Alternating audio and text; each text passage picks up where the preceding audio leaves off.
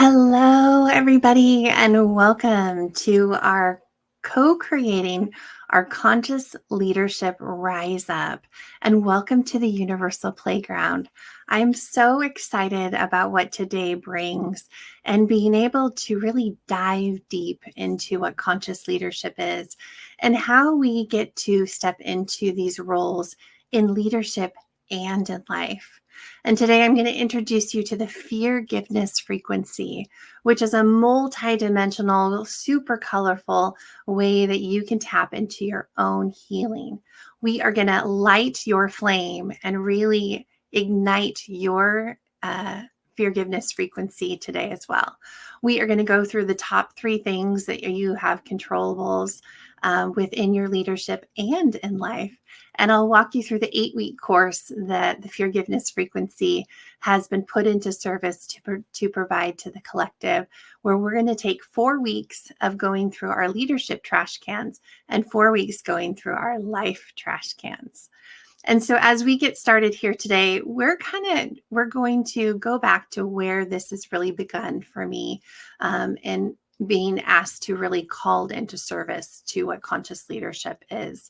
We're going to learn about what conscious leadership is and the differences to really see where we are at. And what's great about the forgiveness frequency is that it meets you where you are currently. So there is no right or wrong. There is no high or low. It is really just you showing up today to learn about what conscious leadership means to you and how you can step into service and start your own journey and or help another on theirs. So this masterclass is going to be, and I thank you for all the participants that are joining us here today. Please let us know in the comments.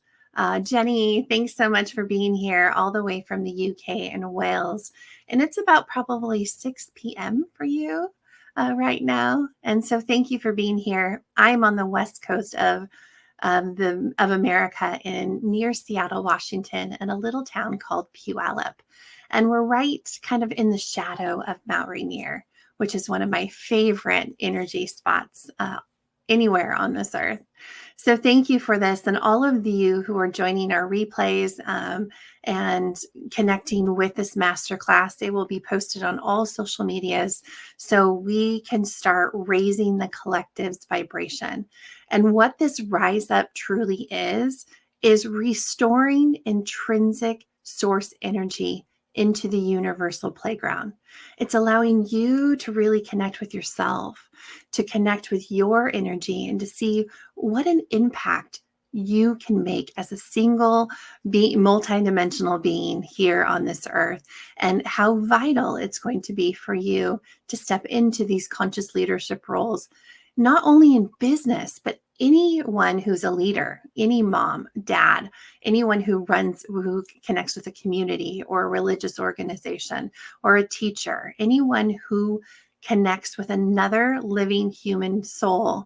You are a conscious co-creator and you are part of this rise up. So we're going to teach you how to connect, how to dig, how to understand really where you are at in this now moment. And as you put your comments into any of the social media sites that this masterclass is going to be playing on, I will be there to hold space for you to help answer any questions that you have. So your comments trigger me to bring me in kind of a pop of color to know that a new soul has entered this beautiful energy, and I will be there to assist you throughout it. So I want to tell you how conscious leadership came to me. Conscious leadership, as we transitioned in through the solar eclipse in April, there was this major downloads that were happening for everyone. And I didn't quite know, it was coming through for me in an energy frequency, but there was no words to it. There was no forward direction. I just was gathering all of this energy and kind of banking it to then know that when I'm called into service, more information will come through. And so the 4 or 5 weeks after the solar eclipse, there were so many shifts that were happening universally that we were all finding kind of our footing. Where do we land when it comes to service? And as a multidimensional service and surrender to the divine, I didn't know where this was going to take me. I knew that my last service project I was asked to stop it in February, and that was reading to 140 children in Africa. And we had been at that for over 2 years, that we had been creating these Saturday schools of color for the kids. And so I was called into service to help support this initiative. And when we had the solar eclipse in April, there was so much information coming through. And it took a few weeks for us to really guide that information in, to understand in human words, what is that shift that occurred? I knew that I was told to be at a very specific spot on the west coast of America, right when the eclipse was coming into North America. And it was this kind of gated opening between the tip of Mexico in Baja, California, or Baja, Mexico, Los Cabos, and the latitude was connecting to Easter Island. So this really huge gate opened up, and I was able to travel for the first time in a really long time, to take that trip with my husband, to be on the beach with our feet in the water, our eclipse glasses on, to experience the entire eclipse season. And I knew before I went that I was going to be retaining information and energy that's going to propel us forward into the new Earth timelines. I also knew that I was going to be opening that gate between my location and that of Easter Island. And so as that eclipse started to come over, it was just, I had goosebumps. I was just overwhelmed with so much energy. And then to really kind of hold space for the eclipse as it went across the entire North Americas and beyond. So as the information that was flooded in started to really resonate, it took 4 or 5 weeks. And then every time I would go into the Akashic records and I would sit within that every morning, I always ask, how am I to be of service to you in this now moment? And I was given conscious leadership. And I'm just like, what? Whoa, okay, what does this mean? And then over the days and weeks, it really downloaded that and brought that information of integration back up to the surface, to show that it is a call, a clarion call to all to really step forward. It's the greatest need of the hour for us to come together and co-create this conscious leadership rise up. And whether you are looking to be a conscious leader, whether you already are, this masterclass meets you where you are at. And if you may find that you have pieces and spaces that you need to work on, that you want to dive a little bit deeper in, but you also might find that you have the skills and abilities and that very divine calling to help another through this process and be part of this rise up. And conscious leadership is in every aspect of life. So whether you're a leader, whether you are a part of a team, whether you are a mother and a father, a grandparent, anyone who helps guide another, teachers, community connections, all of it brings us to stepping into our intrinsic energy and into our source of value, and really see how we can clean up our own forgiveness, our frequency, and really help another. So as I was shown what the conscious leadership was, it was the pyramid of leadership is really kind of held, the leaders on top, and then it runs down. And at the very bottom is usually the people and customers that they serve. This conscious leadership rise up flips it upside down, where we're now in an inverted pyramid state in leadership. But it also did the same flip where in life, where we put everyone else first before ourselves. Our pyramid for life flipped upside down, where we put ourselves first. So you see these two pyramids are going to really touch each other, and they become a body of light and a vehicle of light for us to be able to continue to move about these new timelines that are coming on.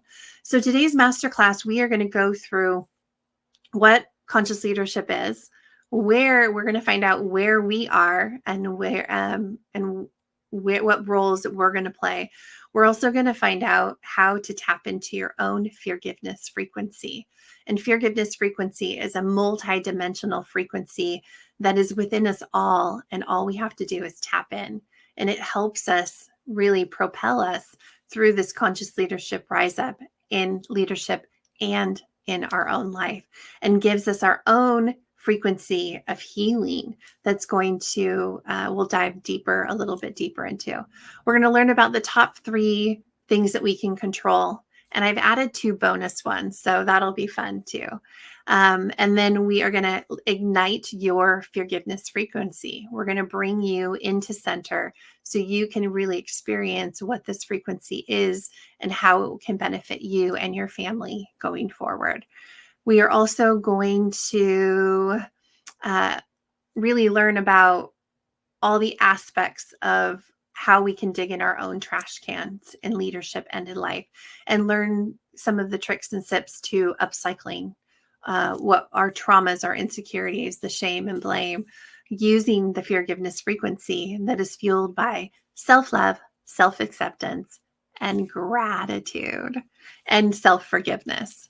So this is going to be really fun. I sat through a few, and we're also going to change the concept of masterclass in a little bit, because I don't know about you, because I've sat through a few masterclasses and I'm strung along the entire time, and they're gonna give me those 3 things, and then I get to the very end and I'm being sold on something before I even learn anything.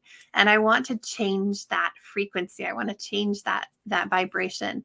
That there is an 8-week course that we are going to offer that is 4 weeks in leadership and 4 weeks in life.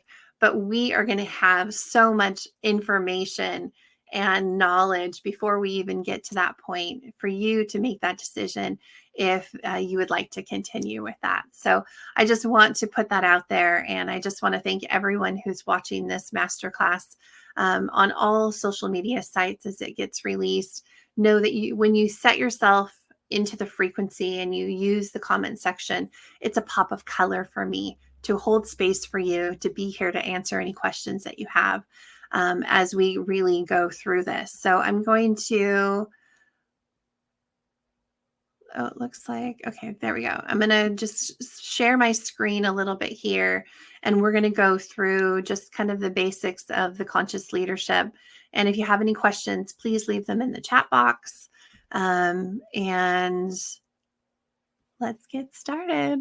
I'm really excited.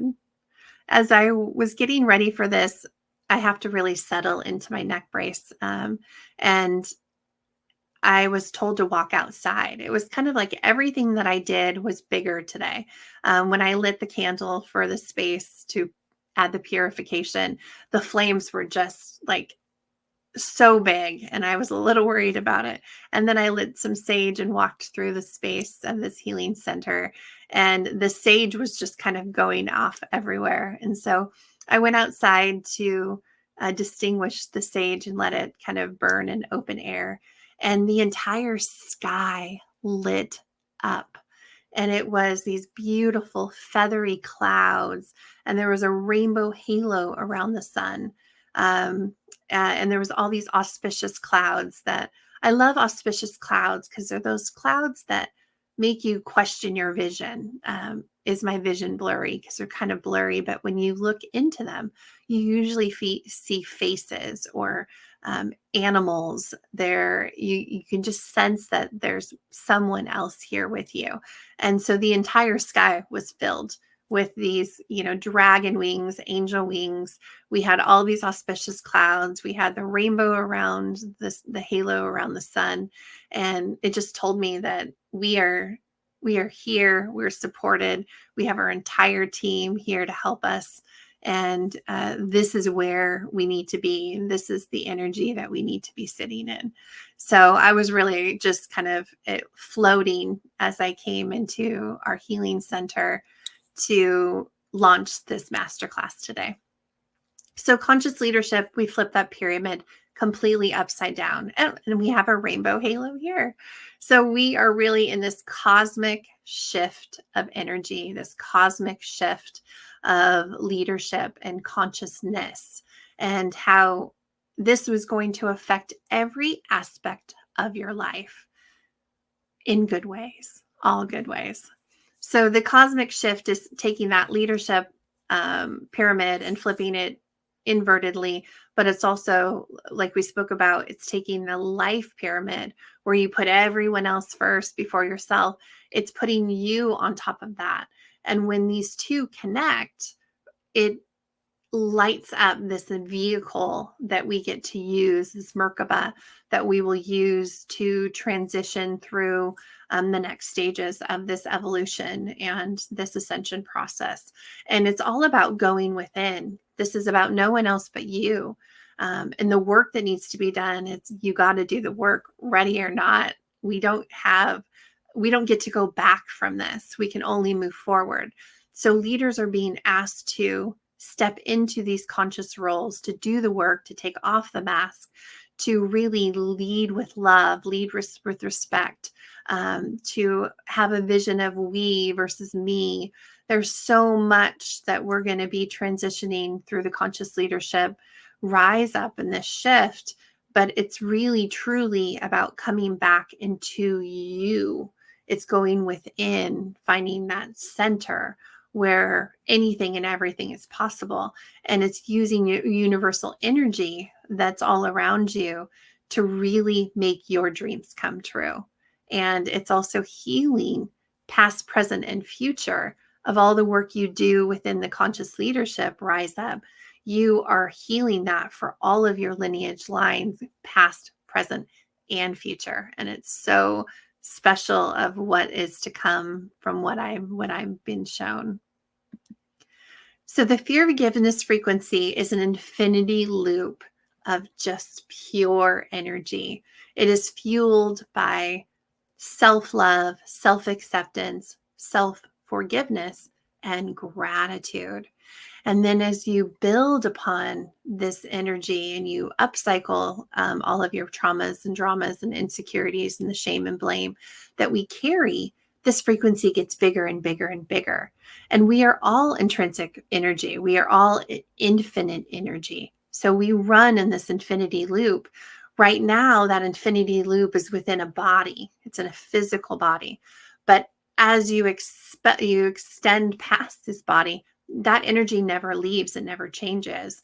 It just can either expand or contract. So as we learn how to upcycle our trash cans of life, we utilize the forgiveness frequency. And this is what is the frequency is being called into service right now to expand heart-centered leaders into conscious co-creators.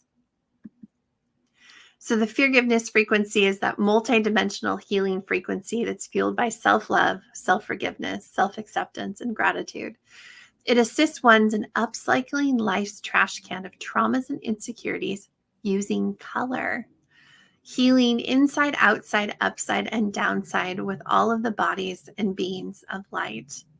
The forgiveness frequencies offers an infinity loop of possibilities in holistic healing and of childhood trauma, inner childhood clearings, self-forgiveness, and upcycling the shame and blame associated with self-sabotage and the unworthiness through boomeranging gratitude, all while putting your rainbow on repeat.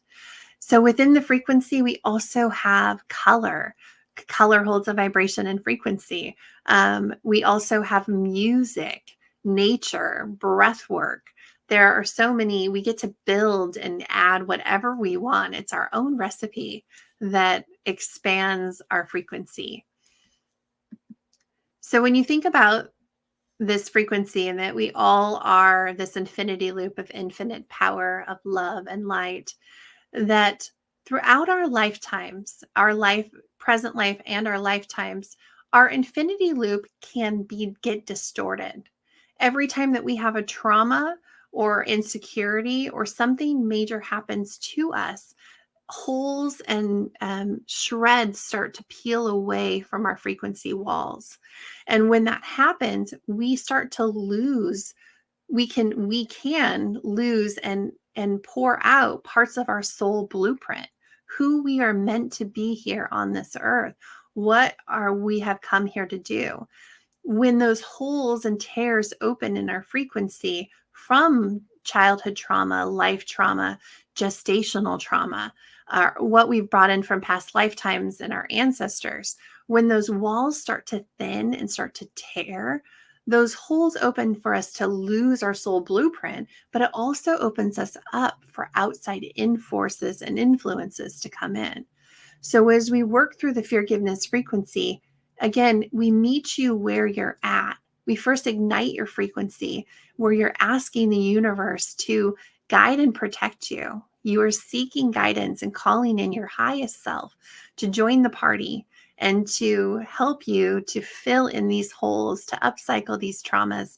And every time you fill your frequency with gratitude, every time you raise your level of vibration and frequency, you are building strength within your infinity loop, within your forgiveness frequency, and you're filling in those tears and holes. So every time you do the work, you completely change your blueprint.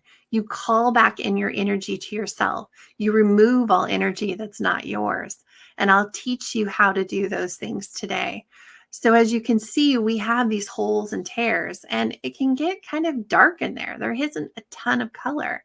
But every time we add gratitude, self-love, self-acceptance, we do affirmations, we spend time in nature, we meditate, we sit in mindfulness, we listen to music, we dance, we are creative, we start to utilize our creative frequencies, whatever that is for you. Maybe it's you haven't sung for a long time. Singing and sound chambers are amazing ways to build your frequency.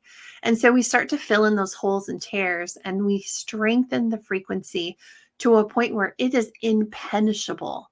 Nothing is getting in from the outside that's not of your highest good and highest frequency. And you are learning how to lose less energy. So you're keeping it to your, within you, and how to flow it out in the best ways possible. And that's what the forgiveness frequency is going to help us do. So this is this is a beginning frequency. And this is as your frequency strengthens. As you find moments within your day to stay above the line, to stay within your center, with breath work, with gratitude, with mirror work, muscle movement or dancing or music or colors, all those things that we've talked about in different ways that you raise your vibration, what you eat, what you say, things that you say to yourself, as that starts to shift into more positive affirmations and speaking kindly to ourselves. As you change your subconscious mind, and as you rise up, you're restoring your intrinsic source energy, your universal playground will look like this. All of the edges are filled in. It's full of color. And you are expanded now that you are protected on every single level, every energy center, your energy fields. And the more you find moments to sit within the center, sit within that 0 point of your heart space, you build your frequency. And this is a frequency that you can bring others in to your 8 feet and show them and wrap them in a hug. And for me, hugs are healing, universally guided. And so as we step into a hug, as we have today, you are within my forgiveness frequency. You're within the universal energy that is being poured in through that center point of sitting within the heart, of going within. And this is what I want to see. And the more that we can have everyone turn on their forgiveness frequency, find their center through the things that bring them joy and love, as they grow their frequency, we grow as a universe. It grows within the universal playground. It grows within the collective. And this is the image of the closest that I can get to show you what it looks like when you are fully present within within your full energy center. You have the universal energy around you. Anything is possible. So as we move forward and look at the conscious leadership, you can see when we talk about all the holes and the tears, this is kind of where we're at. We, within the conscious leadership, our forgiveness frequency is not touching base with everything. We have a lot of tears, we have a lot of holes, but through self-awareness, through expanded learning and being curious about it, and through knowing what our impact is when we build our frequency within the conscious leadership. And you can see how something one side was leadership and one side was life, everything flows in together. If you're struggling at work, you're going to bring it home, and you probably are struggling at life. If you are struggling within your home, it's going to pour over into what you have going on in your outside, in your communities, and anywhere else you bring your energy. So we want to kind of connect the dots. We want to strengthen, and we want to upcycle anything that's within the conscious leadership's infinity loop, and really start to get it back to looking like this. Like, how cool would that be if every leader had their center point, their frequency was this strong? When they would step into their leadership roles, they are dynamite, and they can add such an impact to everything that they do because they have already found their center. So conscious leadership is leaders have the vision that others can share and embrace as their own. And this is where that vision serves a purpose that's higher than themselves. And it is conscious leaders are here to make a difference in the world. And conscious leaders, the traits of them are humble. They're self-aware. They take full, radical responsibility for their emotions, their feelings, their actions, and their beliefs, and how they show up in the world. There's no more mask. And for conscious leaders, as all leaders are having to transition to it, some will decide to bow out. That's just too much. They're not going to want to take their mask off. They've been at this for too long. They don't feel like they can change. And that's okay. We want that shift to happen. So others, like many of you who are here in this masterclass, are going to be ready when that time comes. And I'm given 6 months to 2 years. Like, this is fast tracked, where you're going to start to see conscious leadership everywhere. And as I did a pillow dive after I got this information from Source, and where my service is going to be added, I did kind of a temperature check within the collective. Where are we with conscious leadership? And I found that it started to come to fruition in 2014 with a book called The 15 Commitments of Conscious Leaders. And then there was also one that was even before that really kind of got us thinking, and that was the Conversations with God. And those are 2 books in series of books that really started bringing conscious leadership into the collective. But it has only trickled out. And it's been in the last 2 years that you've started to see companies leaning into conscious leadership. And the leaders that I work with, those that have come to me, we started with our leadership. We started within our trash cans of life. And then when we're like, okay, whoa, like I said, there's a bridge between the two. What's happening in life is happening in leadership, and vice versa. So then we started digging into their trash cans of leadership, and it really spending time walking through those pain points, upcycling what needs to upcycle, and bridging the gap between the two, their frequency. So our conscious leaders are emotionally intelligent. They are authentic in all that they do and say. They're servant leaders. They're transparent. They're curious to learn. And they show up with empathy. And they're great listeners. How many of you have come across a good listener and a bad listener? Conscious leaders are going to take themselves out of the equation about the all about me. It's about we. And to get to we, you have to listen to everyone. And you got to be open and responsive to any idea, good, bad, or indifferent, allowing voices to be heard and their employees to be seen and felt. And these conscious leaders, you have, since this started, I've already started to see the corporate world have a huge shakeup. Financial systems, banking systems, the stock market, top leaders are leaving. They've been in their roles for 20, 30 years. And this is happening across the world. This will happen in government. This is an entire shakeup that's happening.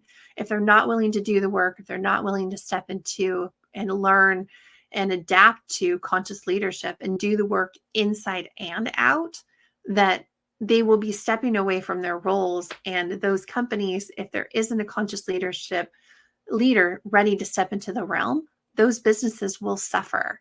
So those who are really looking in the future, what I'm shown is that it is heart-centered, service-led. It is about the products, the people we serve, and the employees that we serve. When we all work together towards that common good, the customer ultimately is happy and fulfilled. If we don't, and we have any type of kink or hole or tear within within our culture and the foundations of those companies will suffer until they're willing to take this forward. So are you ready to expand your heart-centered leadership and consciously co-create with the universe to manifest your career and life you've always dreamed of? Well, you are in the right place. So I am Julie Schindler. I am a retired leader in the fashion industry. I was a manager and a store manager, leading over 350 employees, responsible for $64 million annually. And I worked for a Fortune 500 company for all of my career. I started when I was 19 years old, and I was really just kind of fast-tracked through the company. I became a department manager by 23. By 25, I was a mom of 2 kids, stepping into a buying role. By 28, I was given the keys to my very first store, and I was the youngest store manager that the company had placed into that role. And the success that I had in my career came from the 3 things that we're going to learn today. I have stepped into being a professional speaker. I'm a horizontal holistic healer, an intuitive Akashic Reiki master. I just love the Akashic records. I'm a storyteller to children, and I'm a universal co-creator. But before all of that, you wonder why I'm sitting here in a neck brace.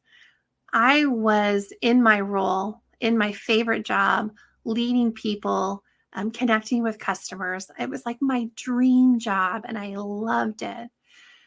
About 8 years in, there were certain things that were happening in my life that were looping recycled trauma through my family.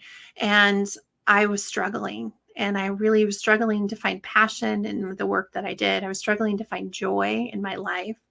I was obese. I was very overweight, kind of hiding behind the fashion. And, you can dress up and put heels on and colors and jewelry, and you can kind of leave all of that trash behind.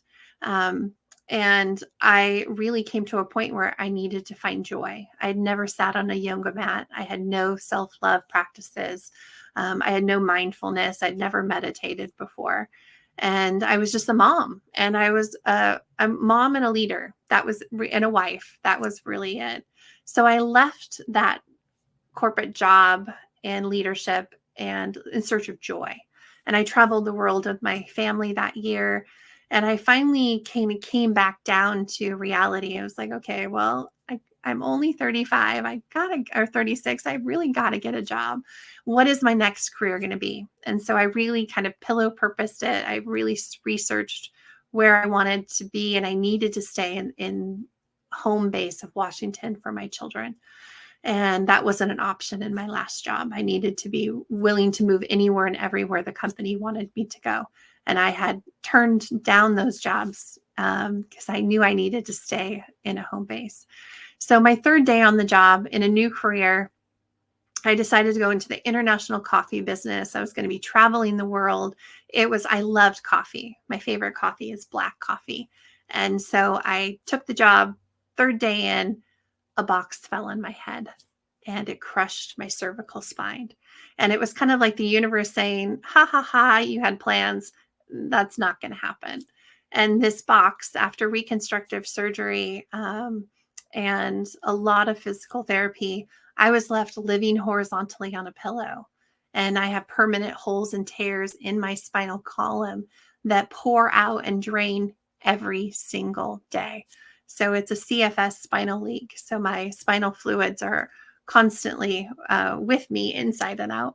And so every morning before I can get my voice back, before I can drink any water, before I can have any physical movement, my entire spinal cord has to drain out through all of my lymph nodes, my glands, my eyes, my ears. It comes out through my body fluids. But it has been this process for 12 years now. And so the first 6 years were super, super dark. And it wasn't until the last couple of years where I would start to receive these pops of color. I was on palliative care, end of life care. There was no succession plan off of it for me. I was just trying to save my family pain of my passing. And I started to write my eulogy. And it was within my eulogy that I received this massive blue pop of color. And it showed me that everything that I was writing was all gratitude. My entire eulogy was gratitude to anyone, everyone that had come into my circle over the years, and it had been a part of my growth in my life. But I was really planning that to be it. And this pop of color said, tell them now. Don't wait for someone to read this at your funeral. And then that pop of color and reading back through this gratitude, this list of gratitude. And how do I tell them now? I wasn't on social media. I was kind of, cocooned in my home life on massive pain meds, really just kind of getting through one day, taking life one day at a time. So I prepped that eulogy and kind of turned it into this gratitude, this thank you note to all those who helped me. I signed up for social media again, and I kind of put it out there into the world as a starting point for me. And it was in that moment that I realized that these pops of color were otherworldly, that I had an entire team of guides that were surrounding me, that were helping me through this process. I had met them briefly, but I had chalked it up to when my father-in-law passed away. He never passed away from me. When he left, he would still speak with me. And I thought that it was because I was close to the veil. I was the next one to go, is why I was having these conversations. But I would soon find out, as I started to follow these pops of color, that I had an entire team of guides with me. I had the Divine Father, Mother, and God here. And I had denounced God at 17 as a young teenager and walked away from all religion because my trash can of traumas and insecurities from my childhood was massive. So as I took those shifts, let's see if we can. So as I feel a weird being in that little bubble down there. So as I took those shifts and pops of color, I really that's what started this journey of forgiveness. And it was in 2020, right as the world was shutting down. I sat in my neck brace in my wheelchair in a doctor's office at 260 pounds. I was just uncomfortable in my own skin. I was still on palliative care, but I felt like there had to be a way out. We had finalized my injury that had taken 8 years of fighting, that we finally received full pension for it. And we were turning our care over to our care team of doctors. We had been under the umbrella of labor and industries, workers' compensation and workers' injury umbrella for that first 8 years. And as I sat there going through all the tests that would need to be done, getting all the new prescriptions and everything signed over, I just had this feeling inside and this voice that was telling me this time will be different. And that voice was crushed a little bit when the doctor told me that I was losing because I was losing my ability to chew and swallow. My body was deteriorating quicker than expected with even with the palliative care that we were on, and that I might need a feeding tube. And so I was set up for a feeding tube specialist, a speech specialist, plus all of the scans and all of the updated treatment work that would need to get done to put me back onto a pain management program. And I just kind of said no. Like, my biggest fear was coming true outside of death, that I was going to lose my ability to speak and my ability to chew and swallow. And so I just said no. And I started just following my guides and this voice inside. And it walked me through how to drink in the rainbow, put all my sips through a straw. And I drink 80% of my meals through a straw, even to this day. But it was bringing in the color of nature and the color of the rainbow, blending up anything and everything I could get my hands on. And through that, when you nourish on the inside, you were able to really start to eliminate all of that was cluttering up my life. And that was within opiates and the palliative care program. So to make a long story short, the last 4 years of forgiveness has really shown me how to heal from the inside out using the forgiveness frequency, meeting my inner child, upcycling my world, and filling in all of those tears and holes and gaps by upcycling all the traumas and insecurities that I hold in my trash can, and really learning how to dig in my can. And that's what's brought me here today, is to utilize the work that we're doing in forgiveness for myself and for all of those that I serve. And we have so many forgiveness frequencies lit up around the world, not only for women and men, but for children, teaching children how to color their emotions, to color chronic pain, helping children with cancer, how to speak up in color and get their voice back. So we have my mission in life is to ignite everyone's forgiveness frequency, for them to show them how to do the work, how to dig in their own trash cans. No matter where you are in the world, no matter what has happened to you in your life, there is a way to heal inside, outside, and upside and down, just by tapping into the frequency. And that's what we're going to continue to go through today.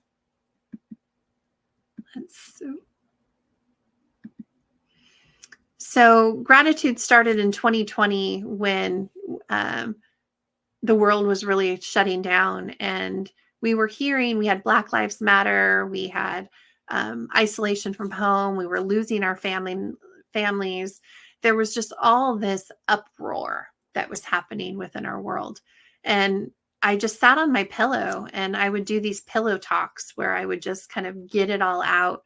I would allow source to guide what I needed to say, and I would talk about whatever that is. And gratitude, where GET, gratitude elevates truth, where these gets started to come from was when, we kept saying do better, be better, all these things. And I just felt like, how do we do all of that? We have to get there first. We have to have gratitude over attitude. We've got to understand each other and come to empathy and love. It was just all of these gets. We have to get there first. And how do we get there? We get there through going within. And we know that how someone responds says more about them than it does about us. Well, how do we respond to the world? Like, how are we taking our own inventory? And it was just this powerful moment where we got to do the work. And gratitude is a high frequency. Love holds a high frequency and vibration, but so does being authentic. Authenticity has one of the highest frequencies and vibrations out there. So when we do the work and go within, we are able to really build our own forgiveness frequency a lot quicker when we tap into gratitude. So we are going to ignite our frequency today. We are going to ignite our forgiveness frequency for everyone. And this is how we do it. So I'm going to walk us through just kind of this really easy way to clear our energy, no matter where you are and what you're doing. The biggest thing within our forgiveness frequency, especially when we look at it with the holes and tears, is we want to first remove all energy that's not ours and call our energy back to us.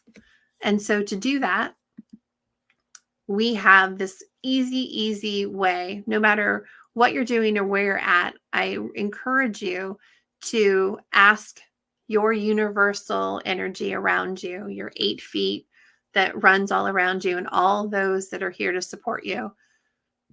Remove all energy that's not mine and feel it, kind of this white light running through your body, removing that energy. Let's do 3 breaths in. Let's take in 3 deep breaths.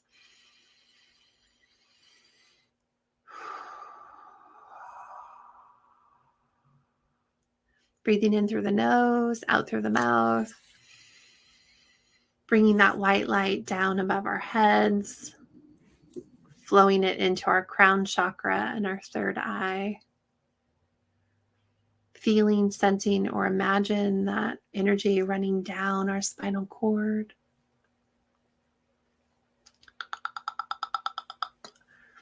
We know that it's activated when my quantum light language goes off.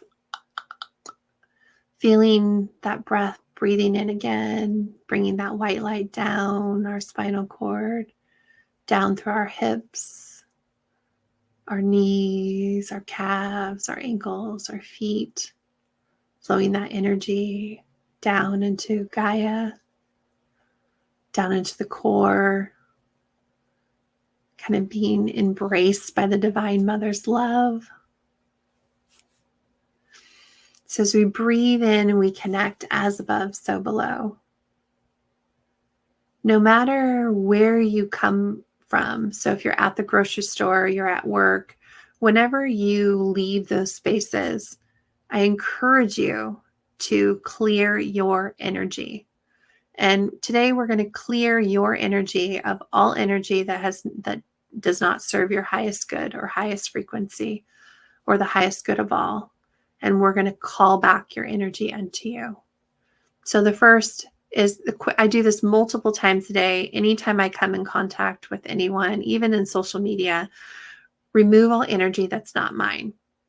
And you can feel it just flow all the way down and out of your body. And give yourself that moment of just like, oh, wow, that was good. Usually it's from the shoulders, the whole back side, your hips, your hands, anywhere that you hold tension, your jaw. And then we're going to ask our universal energy, to our forgiveness frequency, to clear all energy bodies, our emotional body, our physical body, our mental body, our etheric body, our spiritual body, our pain body, our astral body, and our plasma body. And so when you say clear all bodies, it will encompass all of those that I just shared. So clear all energy bodies. Take a deep breath in. And imagine that white light flowing down through your spinal cord, just kind of flowing and removing all energy that's not yours from your energy bodies.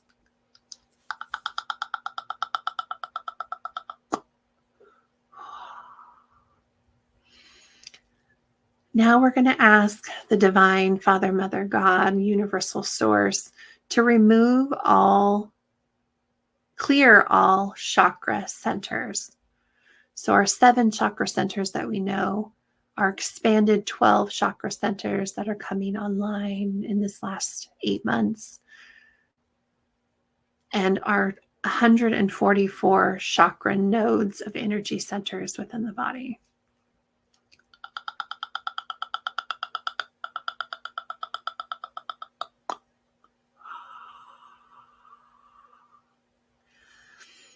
take a moment to sit within that energy and feel that energy flowing out of you.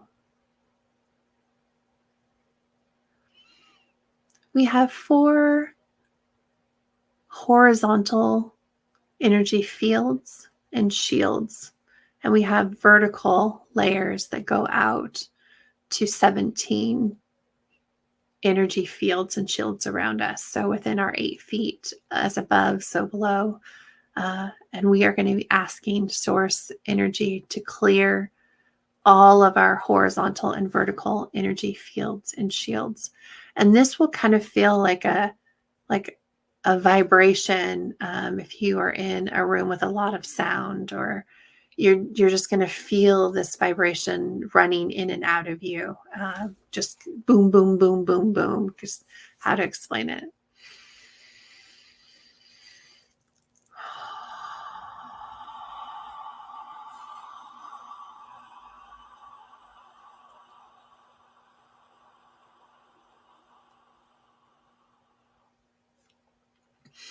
Do another nice deep breath. Release.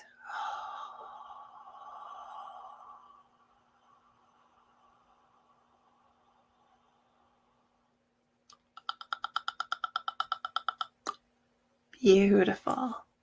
So we've cleared all of our energy centers, removed all energy that's not ours. We've cleared our chakra centers, our horizontal and vertical energy fields and shields. And now we're just going to take one big deep breath and just kind of remove any debris, any low vibrations or frequencies that might still be on their way out, and allow that light to pour through your entire total field, just flowing out, pushing out anything that no longer serves our highest good.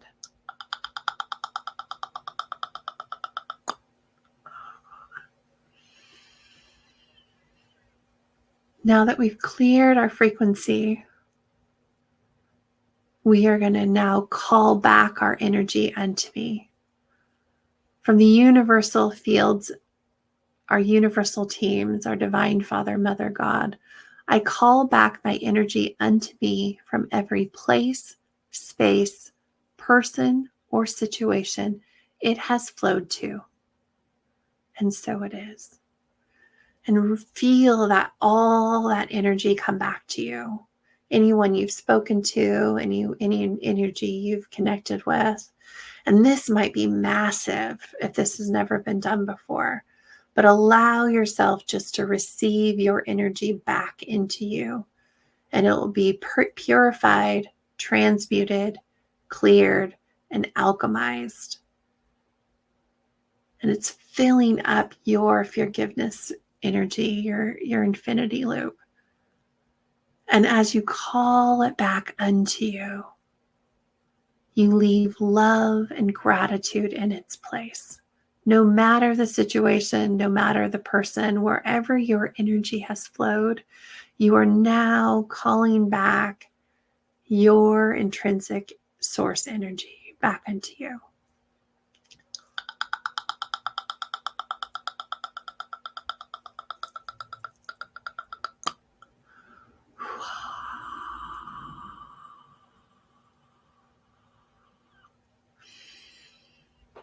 It's powerful. Like I start to vibrate. My skin gets goosebumps, and it really allows us to step into the next, where we've now removed all that energy and we've made space within our energy, our forgiveness frequency.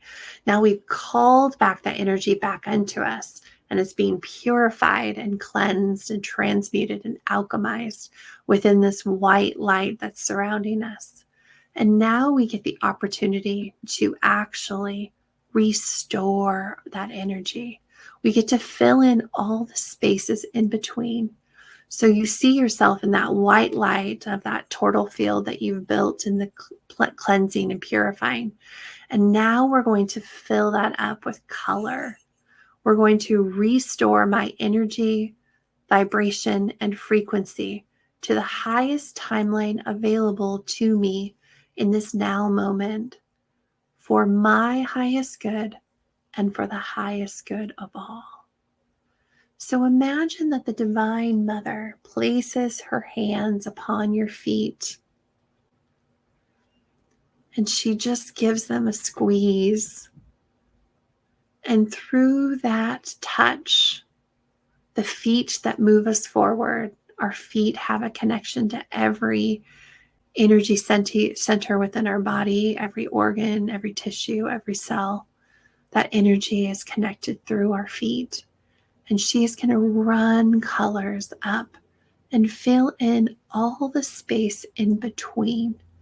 We are going to seal off the outer layer of our forgiveness frequency. We are going to fill in those holes and gaps and tears with these vibrations and frequencies of color and love. So as the colors start to flow up through your feet, imagine magenta, the color of the space between red and purple, the top and bottom.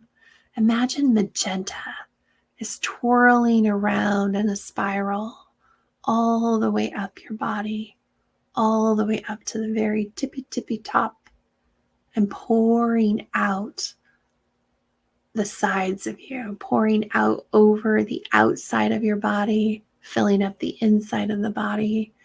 You are just wrapped in this immense hug of magenta.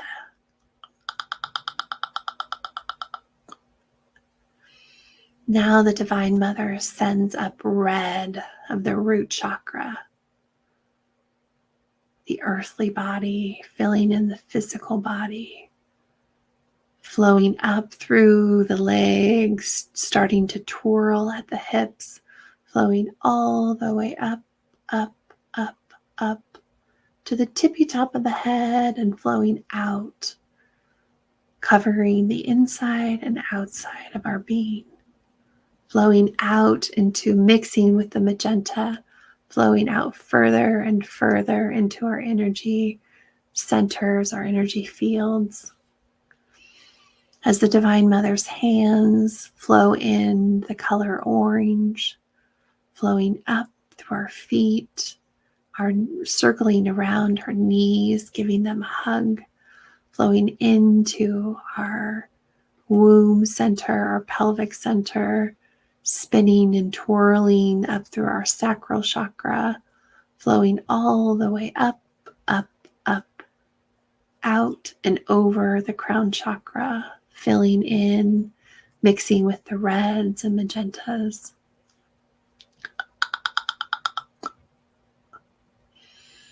And as we breathe in this colored light, the Divine Mother fills us in with the personal power of a golden yellow. Feels like the sun rays are beaming on us as this energy flows up, circling around our hips, our stomach, our belly button, flowing up, all the way out our crown chakra, and it kind of burst out in the beam of light that the sunshine and yellow is, mixing with the oranges and reds and magentas, filling in our fields of light.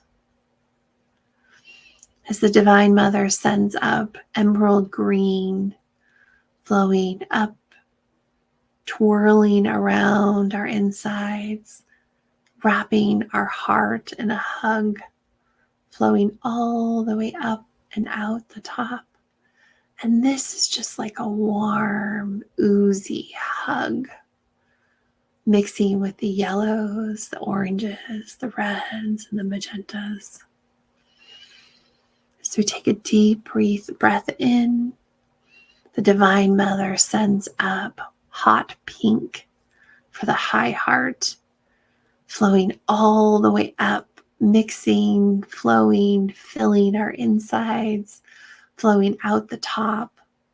This beautiful hot rose pink, mixing with the emerald greens, the yellows, the oranges, the reds, and the magentas. Taking a deep breath in, as the Divine Mother sends up the serene blue, the aquamarine blue, flowing up our feet, our knees, our waist, our stomach, our waist, into the heart, flowing up into the shoulder area, flowing up into the throat chakra, flowing up and out the top of our crown, merging and blending and mixing with the hot rose pink, the emerald green, the golden yellow, the orange, the red, and the magentas that are swirling around your tortal field, swirling within your forgiveness frequency. And as we take a deep breath, the Divine Mother sends up our indigo blue, flowing all the way up, spinning, spinning, spiraling, spiraling, all the way up into our third eye, connecting with our crown chakra and flowing out, up, over, and down, mixing with the aquamarine blue, the pink, hot pink rose, the emerald green, the golden yellow, the orange and the red and the magenta. Taking a deep breath in, flowing all the way up. The Divine Mother flows the energy all the way up of the violet, like a violet flame, just kind of bursting up through your feet, your knees, your hips, your waist, through your chest, feeling it surround your heart, filling and warming up through the lungs, the shoulders, the throat, the third eye, and the crown chakra, flowing up, over, and out.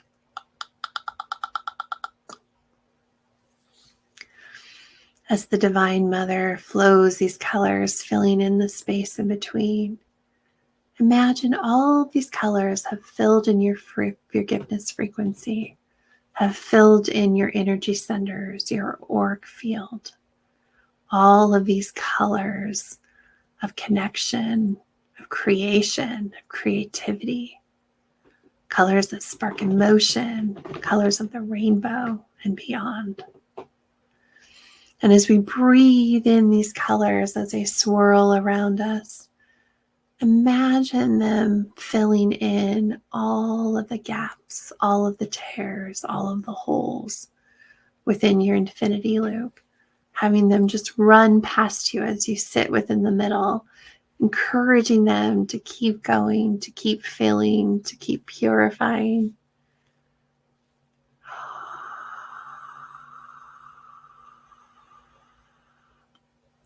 And when you're ready, I want you to imagine yourself sitting in the center of your infinity loop, your forgiveness frequency, and ask the universe to guide your frequency, to guide you on this journey of conscious leadership, to guide you in your healing, to allow this frequency to be close to you, to be tapped into anytime you ask. And when you're ready, open your eyes. Your frequency has been ignited.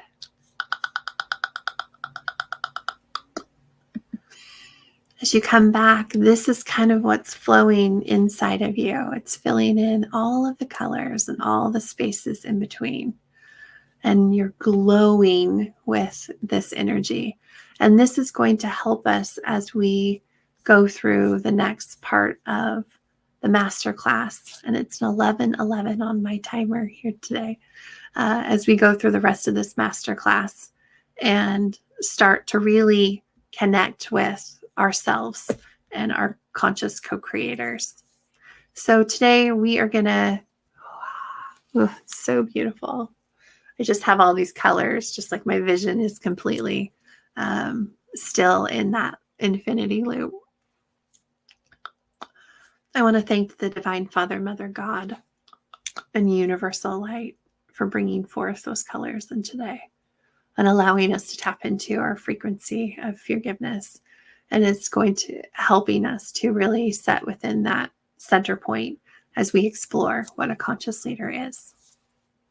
So the controllables for conscious leadership are people, product, environment. And I've added self because we're doing leadership in life. There's also one more that I'm gonna show you. Today we're gonna learn how to. Today we're gonna learn how to bring balance to the chaos, giving you back time in your day to be present. How to schedule out time to dig in the areas and opportunities to expand your awareness. How to keep you focused on what the most important aspects of your business needs are, and teach you how to tap into the universal energies all around you for guidance.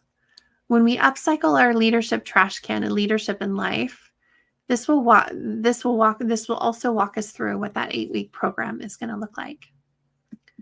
So, how do you measure leadership? How do we measure leadership? You might want a piece of paper and a pen for this next part. So in the 15 commitments of the conscious leadership, the book, the concept is, are you above the line or are you below the line? So this is kind of our line of conscious leadership.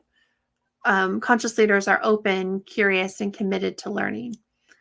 Unconscious leaders are committed to being right, defensive, and closed off. And what is so important to understand is that we have been programmed throughout our lives, and especially in business, to have that fight or flight response, to be motivated by fear. And when we have that core values built into us, it's really difficult. It has been difficult in the past to transition those. But in conscious leadership, we're just asking is to take inventory, to take a self-assessment. How did I respond in this situation? Was that above the line or below the line? And every time we make one of those decisions, we are moving ourselves and transitioning ourselves to a higher frequency. Was I defensive when one of my employees asked me for something or challenged my leadership or a question or a situation? How did I respond to that? Was it above the line or below the line? So in the 15 commitments, there are 15 radical commitments that you commit to when you go through the book. It's taking radical responsibility for ourselves, feeling all of our feelings inside and out, eliminating gossip, for ourselves and for others. If you have ever worked in an environment where someone's talking behind someone else's back, or even a friend sharing with you some gossip about someone else, this is really knowing that that gossip is lowering your frequency below the line. How do we eliminate that for everyone? Generating appreciation, living a life of play and rest. That's really important. Sourcing approval, sourcing approval, control, and security. Experiencing the world as an ally, being the resolution.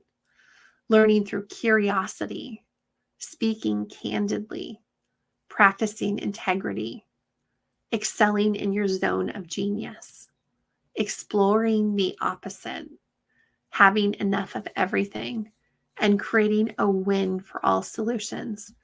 So when you look at and take that assessment in conscious leadership, in the 15 commitments, they use this as a way to measure. Am I above the line or below the line? And what do I need to do to stay above the line? And then what does life look like when we are in one of those two areas? And so within the 15 commitments, I loved this concept of visualization to really show you what's above the line, a lot of color, and what's below the line, really kind of what our subconscious mind looks like when we haven't really tapped into the universal energies, what our forgiveness frequency looks like in the beginning, void of color.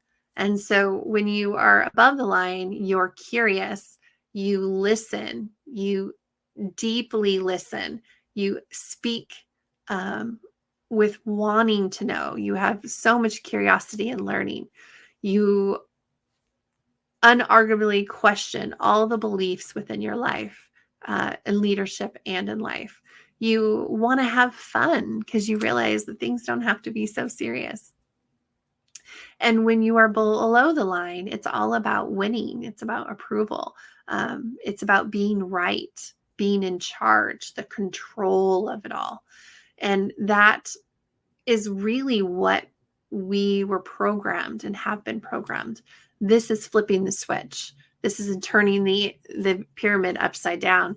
This is cleaning and clearing out our subconscious mind. It's removing all energy and belief systems that are not ours, that do not serve our highest good and are not taking us forward. And this really just kind of shows you that monkey brain, that subconscious that reacts without thought. And how much of our day is spent in that subconscious mind, just kind of moving through the motions. Our conscious leadership asks us to be present in every moment. And the more we do that, one step at a time, one day at a time, we expand our frequency. We expand our bandwidth. We expand into color. We expand above the line and we move higher and higher and higher throughout it. So you're at the lower part when you're in your inverted pyramid as a leader.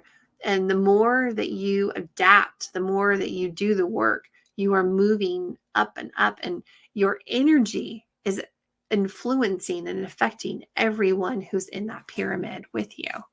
And it's so vital and so important. And to make it fun, like, how do we make what we do every single day fun with our kids, with our communities, and with business? So as we look about the above the line and below the line, this is just such a helpful thing for me. It's trust, trash can triggers to teach. So anytime we fall out of center, anytime we respond in a negative way, or we find ourselves in negative thought process, or speaking badly about ourselves, that that subconscious mind can be really horrible to us when it's wanting to control us. So really looking at how did you respond in every situation. And at the end of the day, maybe it's on your drive home, you really look at all the moments you were above the line and celebrate those moments. And you take inventory of all the moments that you fell below the line. And so you trust in those moments to teach you. Why did that occur? Why did I get triggered by this? Why, for me, it's pops of color. Why did that pop of color of burgundy red come in? Well, burgundy red is a tougher color in our trash can. So why was I affected by that conversation or by that person or that energy? And it's okay. It's self-acceptance. It's self-forgiveness for that moment of lapse that you had, but it's also doing the work. So do I need to dig a little bit more deeply into that experience, that emotion that I felt? And I'm going to take that into my center and into that scheduled time that I've set aside for myself to dig in my own trash can, that I'm going to teach you how, and to know that you don't have to overwhelm yourself. You're just taking inventory of how many times you're above the line, what triggered you below the line, and trusting in your helpful hand of trusting the trash can triggers to teach.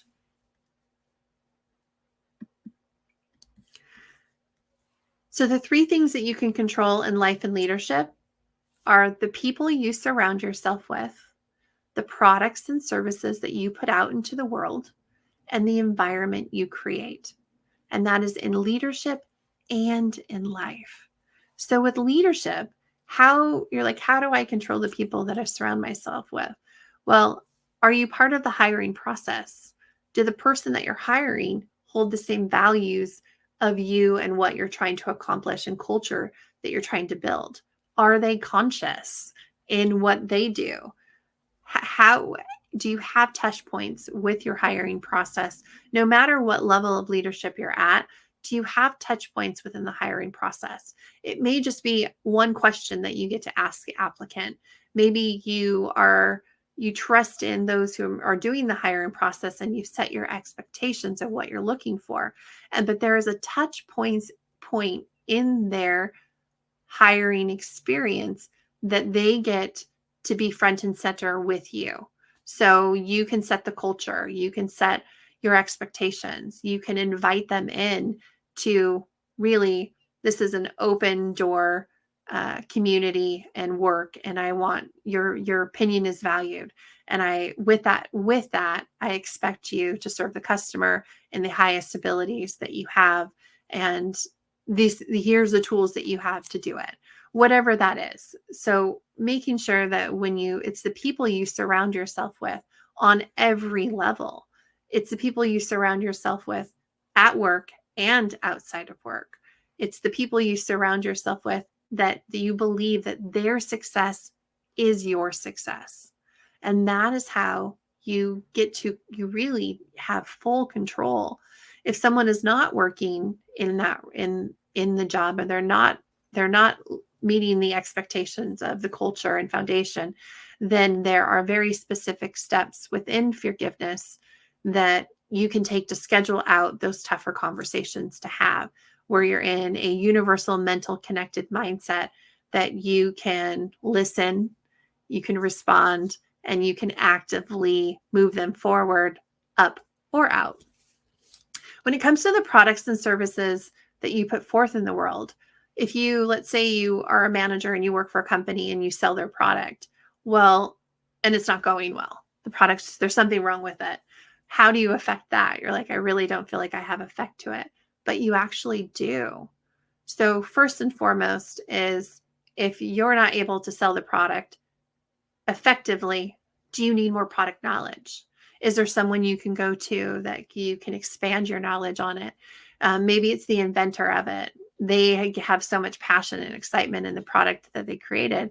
Maybe touching base with them is going to ignite that same passion within you. And you might learn something about the product that you haven't learned before. Go to a top seller of the product, someone else in your industry that is doing it better than you, and ask them. Be very curious in your questions. Why is this project so successful for you? And you may find out that the product sells itself, and it's because of the knowledge of it that's out there. Maybe it's because their people buy onto it. So the people, the controlling aspect of that, how you can control that aspect of the business, and how do the people sell it? And maybe it's also the customer. So if you have a product that's always constantly being returned, you have scheduled days within your scheduled moments within your schedule, and days where you can dig deep into your trash can. If you have a product that's constantly being returned, or there's a defect to it, you can have conversations with the merchant team. You can ask more questions. You can call customers and say, hey, I see that you returned this product. I'm so curious. Could you share with me why it didn't work for you? And then you're going to find out they overpurchased themselves. They overextended themselves. What is the defect in it? What they don't like about it? Or maybe they weren't sold it properly. And that can go back to people, product knowledge, or just the environment. So you find out so much information when you're curious, when you really look into, how can I dig in my own trash can and really understand the people and the products and the service that we provide. If you provide a service and it's not going well and you're not getting clients coming in, well, I would really tap into your universal energy and ask those questions, not only of your highest self, but also feedback from your customers that you've had, or ask the communities that within you're in. Is it a price point? Is it a vibration or frequency? We're just off. Maybe we are not listing the products correctly. Maybe we need to dig a little bit more into the marketing aspect of it. How do we How do we look at the pain points that most people don't want to look at when they're looking at their business to determine how can this business even be more successful, and accept the responsibility for what we may not have even known. And that's okay. That's where acceptance comes in. That's where self-forgiveness comes in. You don't know what you don't know, but now you're open and curious to learn. And it's not one way or the highway, that you have a ton of pathways that you could take to really build your products and services to meet your customers' needs at that time. And you may be more advanced in if you have a spiritual business or a healing business, the collective may not quite be ready for you in this now moment, but how do we transition and cater to fit those needs now, and so we can fully expand in the future? How do we trickle it in to those areas that you and those customers that you want to service, and start small so we can be ready when we have this full expansion of collective consciousness that's really coming online? And then the environment that you create. How do you show up? What is your energy level? And that's in leadership and in life. If you had a tough day at work, do you leave it in the car before you come home, or do you bring it home with you? So that transitional time between business and life, there are superfied moments that we can really make a huge difference within our infinity loop and our frequency and adjustments that can be made. But what environment do you create? Is it fun? Is it playful? Are you encouraging? Are you giving out gratitude? Are there days that you just get to be silly and you make everyone dance? Do you have appreciation moments and touch points within your environment? And then if your environment is stale, well, ask your customers, ask your employees, be curious and open, and listen to the feedback of how do you expand your environment. And we go into all of these three things, even in more expansion than what we did now, of how you truly do affect the people you surround yourself with, the products and services that you put out, and the environment you create. And the last two are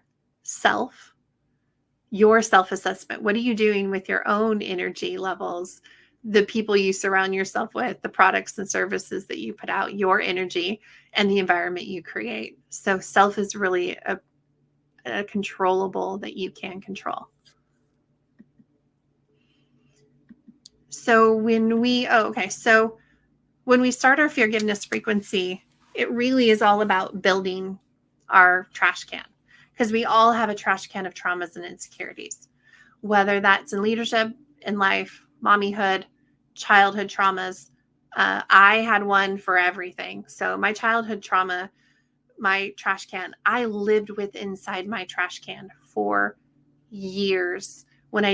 Of anything that ever happened to me, if I didn't know how to heal it, it went into my trash can.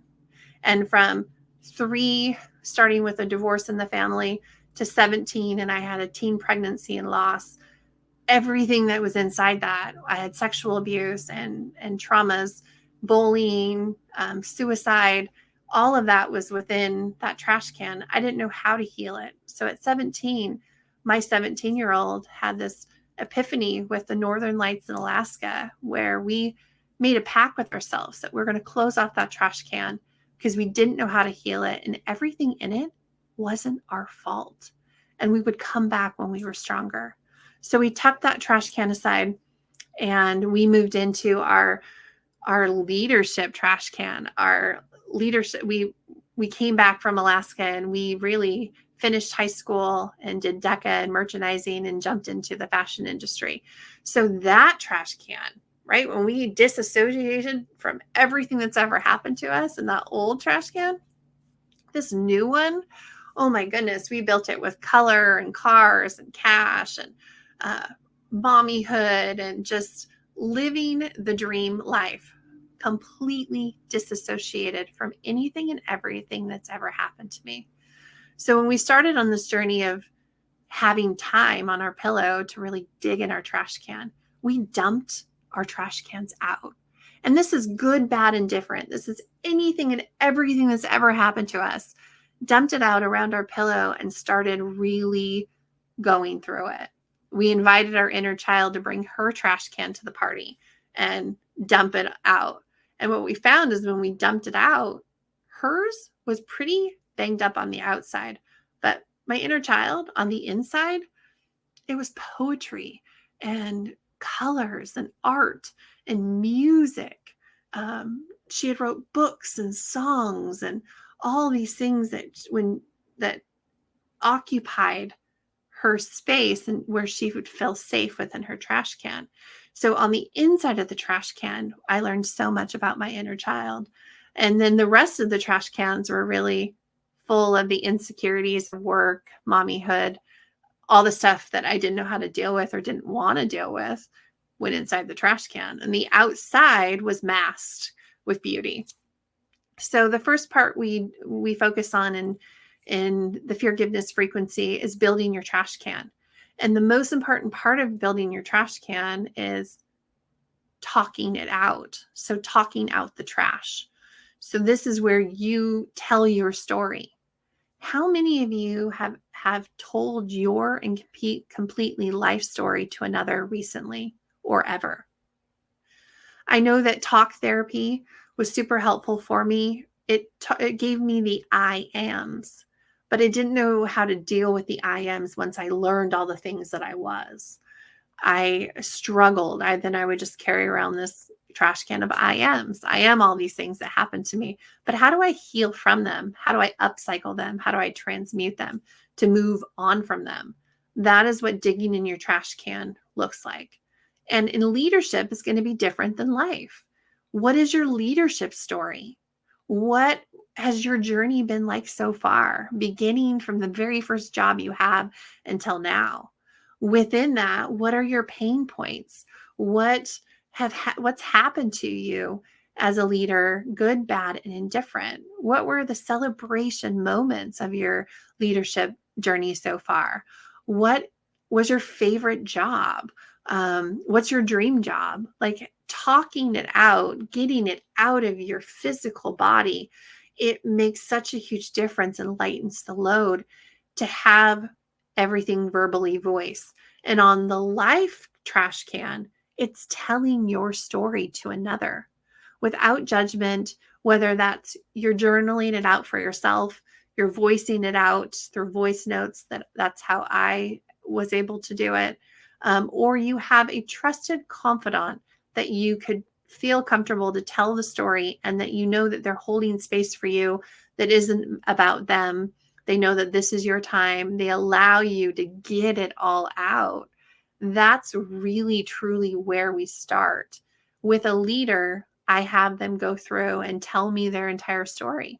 I also have them go through and we're filling up the trash can that we didn't know we necessarily had. And we put in all of the pain points, but then we pull out and we look at all of the celebration moments, all the promotions, all the cool places that we went or the cool people that we met along the way, our favorite moments, our worst moments, it all goes in there. And then we really, truly know where we have a place to start. And then we do the same thing for life. And we tell the entire life story. And so once the stories are told, we've built our trash can. And when you build your trash can, it could be physically, if you're that creative and you like to see it, or it could be visually, like a vision board, or it could just be imagination. So this is what do I connect with? What would be on the outside of my trash can? What colors would be there? What art graphics would be there? What would kind of be the theme? And then what do we think is on the inside? If we, in those years and moments that we lived in the inside of our trash can to get away from the world, moments of numbing through addiction or other ways, what do the inside of those trash cans look like too? So really visualize for yourself, journal it out to build your trash can. inside and out. And then we move on to talking out the trash. So in the self-reflection of the inventory, do you have a work-life balance? Do you love your job? What do you love about your job? What would you like to change about your job? Where do you want to be in 5, 10 years? Is this your dream job? How much do you want to be making?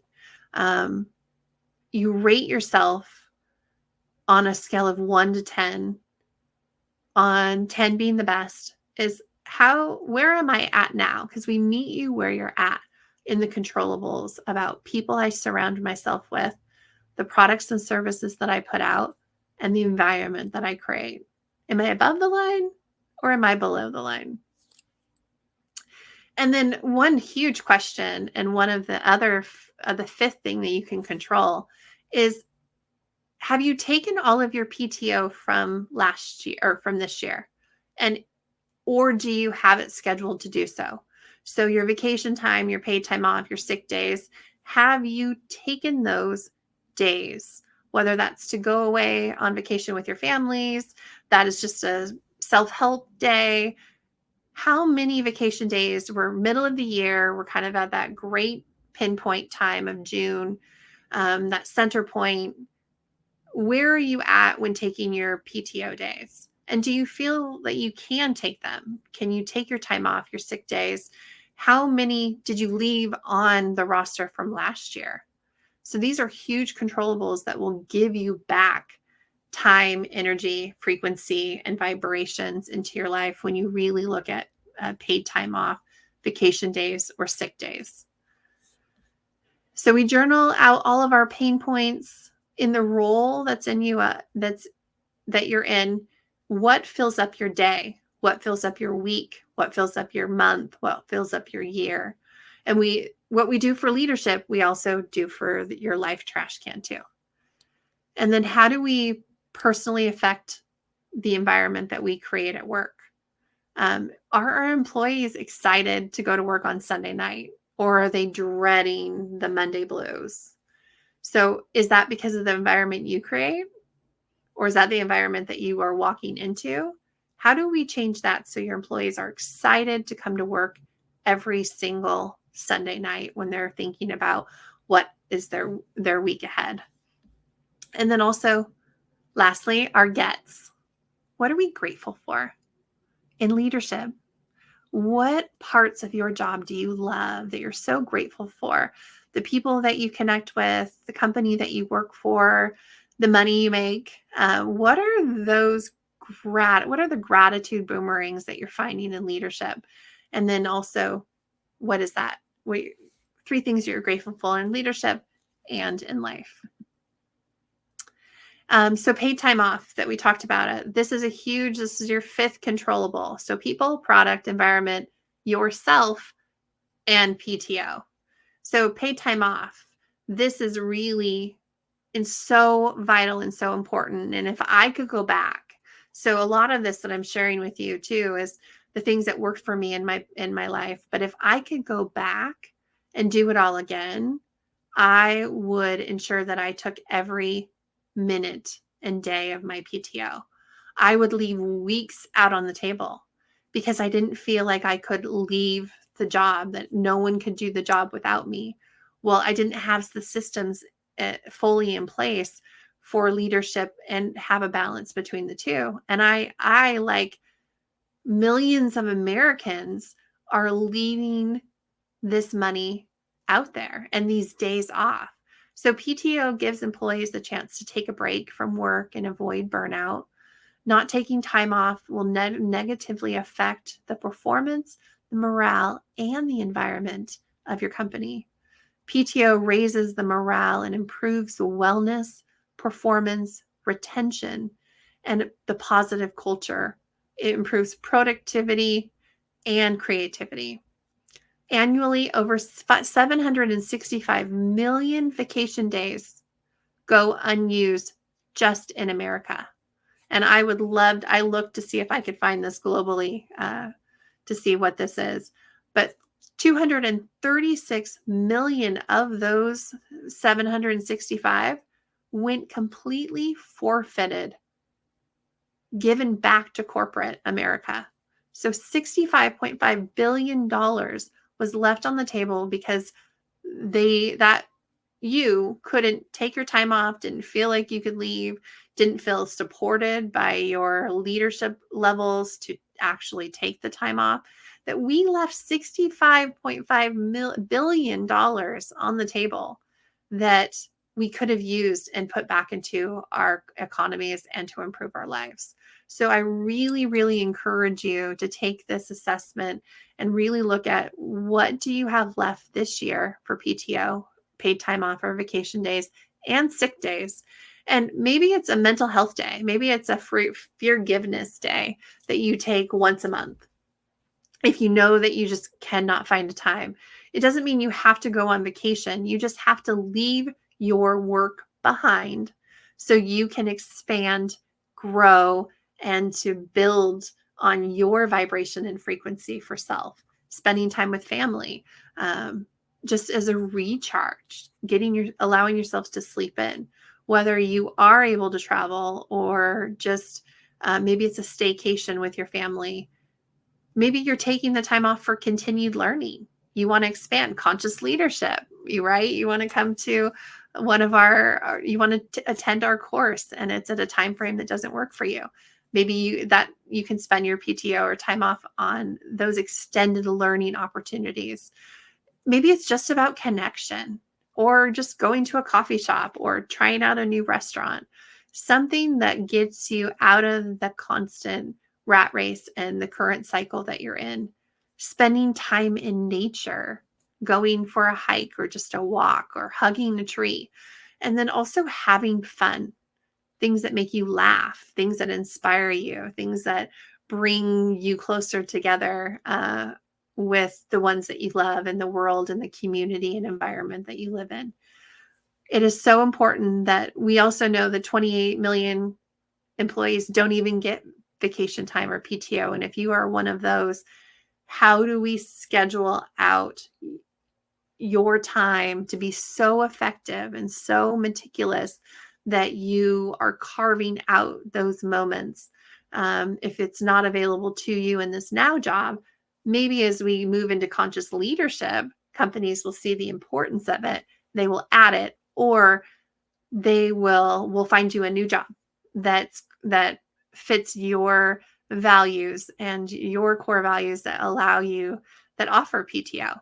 So there is so much that we could go into this, but this is one of those. Don't give it back, because it is really taking away your joy when you leave that on the table. So it's June. Do I have it scheduled?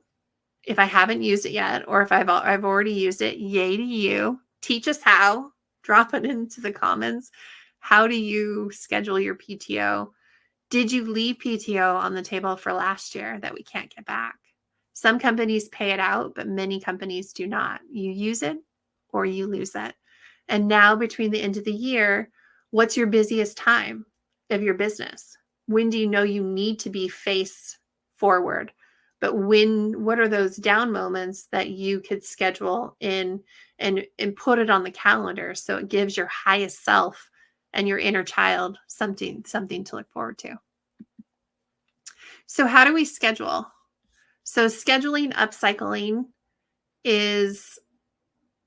this is how it has worked for me and my clients. So, and I do this in leadership and in life, and you can kind of work them and weave them within your forgiveness frequency to really work together.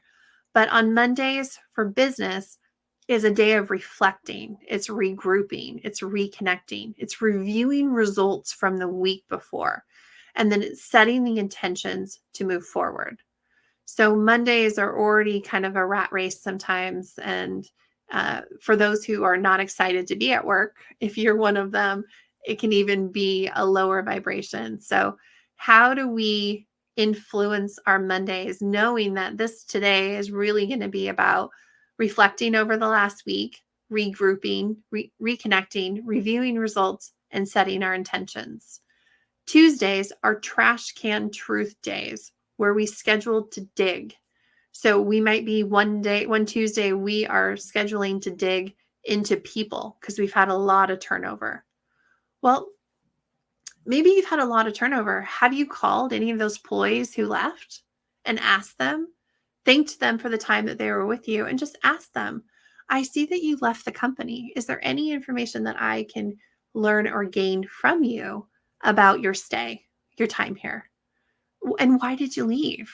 And you may find it was they were going back to school, or they were moving, or they got a better job that was in their field of passion. Or you may find that, well, the manager that I worked for, they sucked. Or I've been with your company for 5 months and you've never once said hi to me. Like, you're going to receive the honest answers, but you have to be prepared for them, to be open to receive them. But if you're having revenue or retention issues, maybe one dig is going to be in people. Maybe you're looking at your business and you had a lower sales from last week, and you're looking at product and you see a ton of, you don't have enough of it. So who do you need to call? You are getting a ton of it return. Why? Or you have new product that's not selling.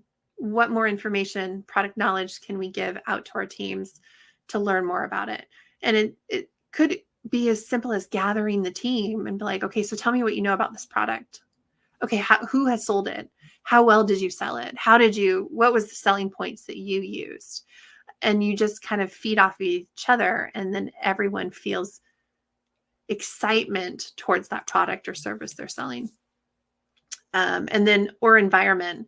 You came in on Monday and you had a ton of customer service issues, and you have a list of customers that are upset and need to be called back.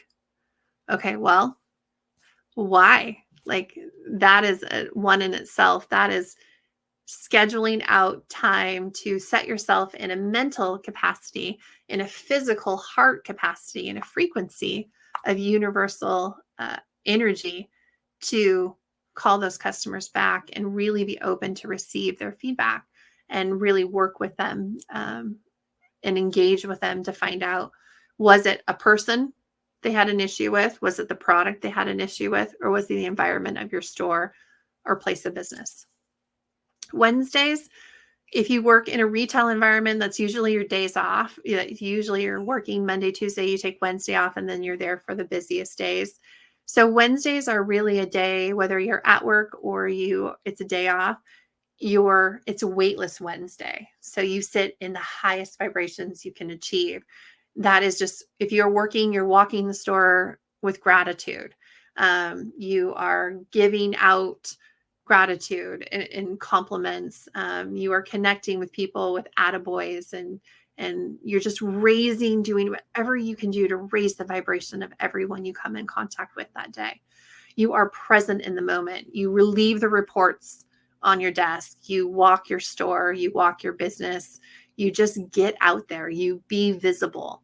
And in those conversations that you have with people, and you're just kind of like rainbow dust. You're just kind of leaving your rainbow dust wherever you go and raising the vibration of your employees. These are great days if you're going to do like a coffee day or for your employees, or donuts, or you're just, extended lunch break, whatever that motivation for you and your employees are. Wednesdays are the best day of the week to really put that out there.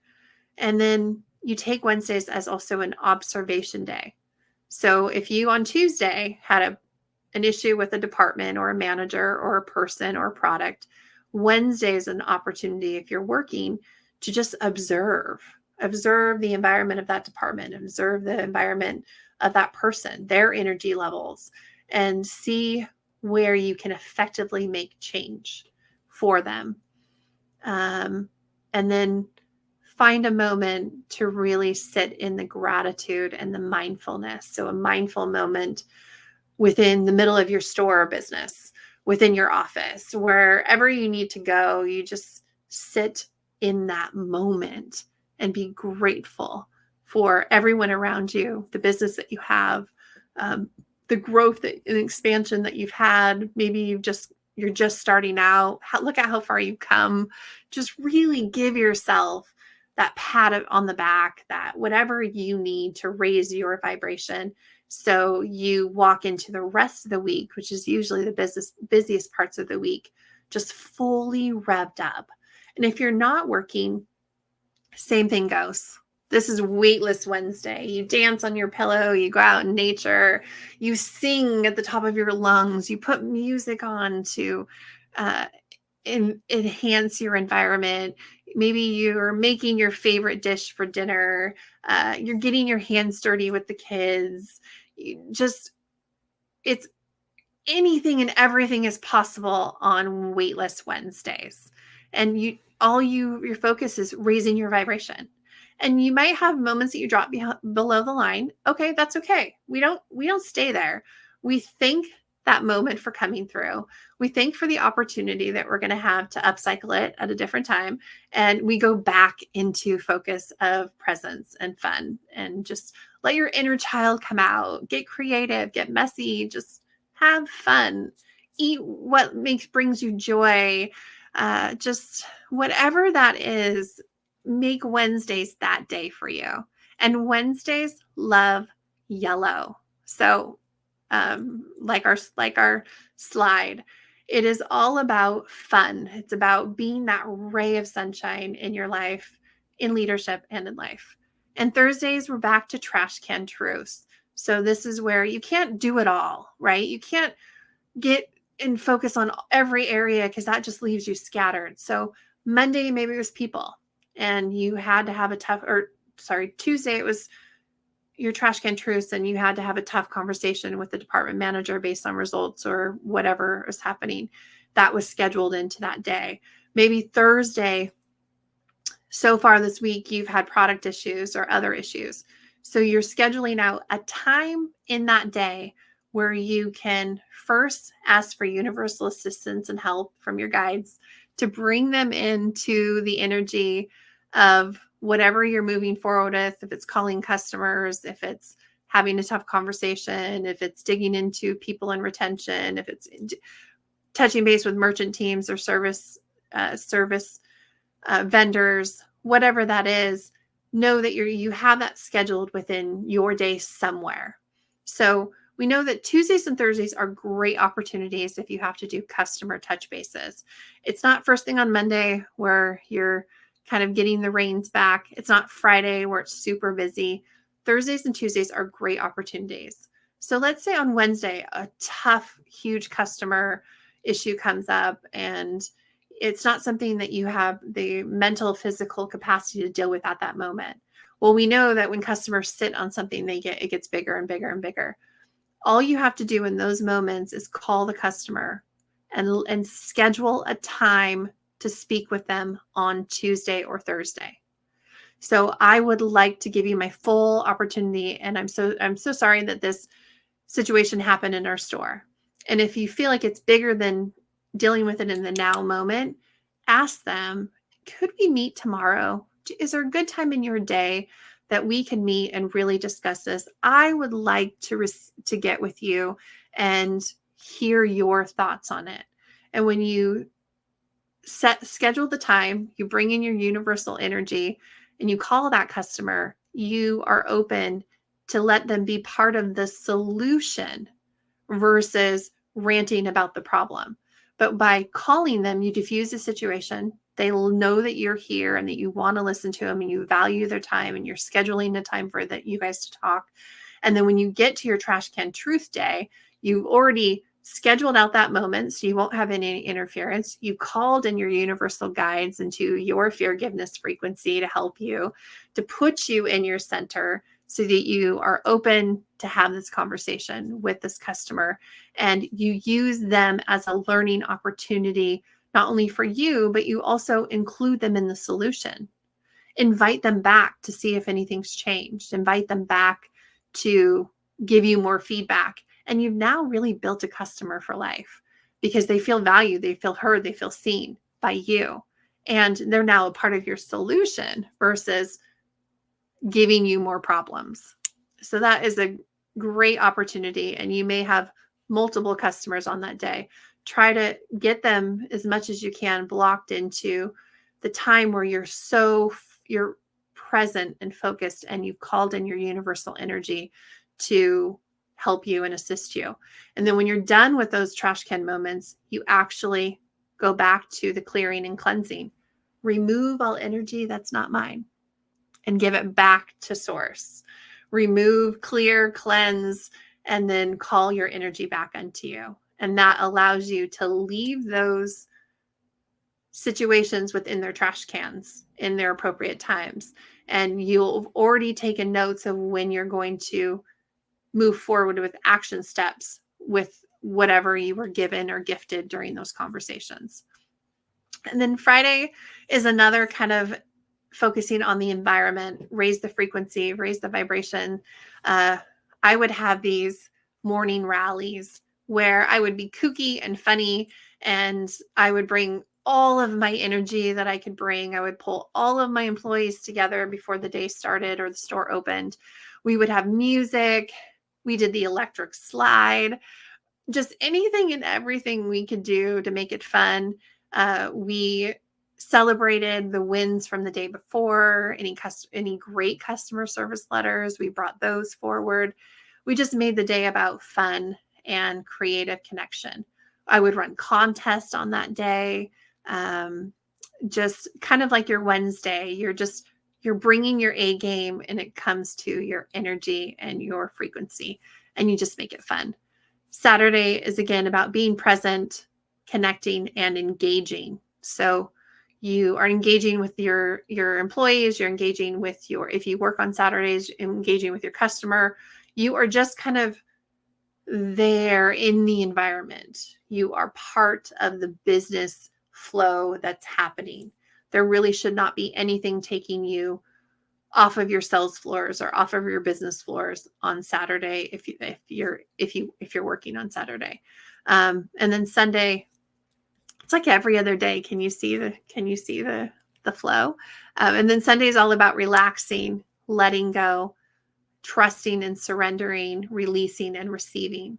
So any work we've done in the trash cans that week, we kind of just need to release it and let it go. And we know we've done the work. It'll work itself out. We have systems in place, and we'll come back to it in our scheduled times next week if something else arises. And by putting yourself in this kind of upcycling schedule, you lose that rat race of all of these things piling on your to-do list. And you can also delegate. It's a great opportunity for delegation too. And you'll learn that because your employees want to feel a part of something, and they do want that delegation as long as you are also doing the work. You're not just delegating everything, if that makes sense. So when we talk about our upcycling program, so the 8-week program that we go through, the 4 weeks of leadership and the 4 weeks of digging in your trash can of life, this is just really the breakdown of those 8 weeks. The first 4 weeks is really all about leadership. I haven't quite decided if I'll do leadership 2 weeks in, or like leadership life, or just stay with one or the other, because what's happening in one affects the other and vice versa. So we're working all the kinks and the details for that. This was usually an 8-week course just on life, and then it would spill over into leadership, and then we would add a few more weeks for leadership. So this is really kind of merging the two and giving you what's needed for the co-creation, the co-creating the conscious leadership rise up. So that's kind of where our focus is set to be. One of the other aspects of this is building your boat. So this was one of the things that I was horrible at, is really building a boat of having conscious leaders around me that support me, whether that's mentors, others in my field, but maybe not in my company. It might be other mentors within your company, but it's really making sure that everyone in your boat is rowing for you that they're a cheerleader for you. They're championing your success. You receive a lot of conscious connection with them. They are too on a conscious journey. So you really want to look at building your boat. My daughter was in a competitive rower for 3 years. And when you first start and you know nothing about rowing or crew, you are placed in a boat of 9 people and you just you have to figure it out, or your boat will flip over. So this is where we're all starting this conscious leadership, co-creation and rise up. It's filling your boat. So maybe your boat will be a 4-person boat because that's what you found. But in the end, hopefully it's building enough of support and community around you of others that are doing the work as well, that you're going to have a 9-person boat, and you're going to have a cheerleader, a mentor, a powerhouse, one that's really good. Maybe they have good fields of marketing, or maybe it's a spiritual connection that you really connect with them consciously. They don't all have to be a conscious leader in the business world. They are leading consciously within their own lives. So think about who's in your boat right now. Or if you don't have a boat, who would you put in your boat, and really start building that community so you guys are all rowing towards the same goal. And for me, it was because leadership was lonely for me. I loved what I did. I loved the people and the position and the people I worked with. But as a leader, I didn't have a boat. I didn't have others. I had a few mentors, but my peers were a lot older than me. And whether it was my own personal insecurities that I wouldn't feel like I could reach out to them, or it was a very competitive environment. And I worked for a company that had an inverted pyramid already. That's why this has been so resonating with me. The shift that's happening is because I've already done this at a higher level, heart-centered, service-focused, inverted pyramid in the job that I did. But I felt like I put those boundaries up in my own insecurities, that I made myself a lone wolf, and leadership was lonely for me. And so in the end, when I went and searched for joy, I was okay, because I know I needed going forward in the new future is to be surrounded by a community and to really build a boat. Whew. So we have accomplished a lot in this masterclass. We've learned how to clear our energy. We have tapped into your forgiveness frequency and ignited that. We've talked out the trash and what it takes to talk out the trash and to build your bin. We've controlled, how do we control the controllables of the 5 things: people, product, environment, self, and paid time off. So making sure that we're scheduling that time in. How to schedule time to dig in your trash can, how to take your time off, how to raise your vibration, and how ultimately to sit within the frequency of gratitude, because gratitude, love, and authenticity are the highest frequencies. Joy is up there too. That if you want to move your frequency and expand it really fast, find ways to sit in gratitude, be authentic, sit in love, and be love, and find joy in all that you do. So resources that I really super encourage everyone to connect with is to get involved.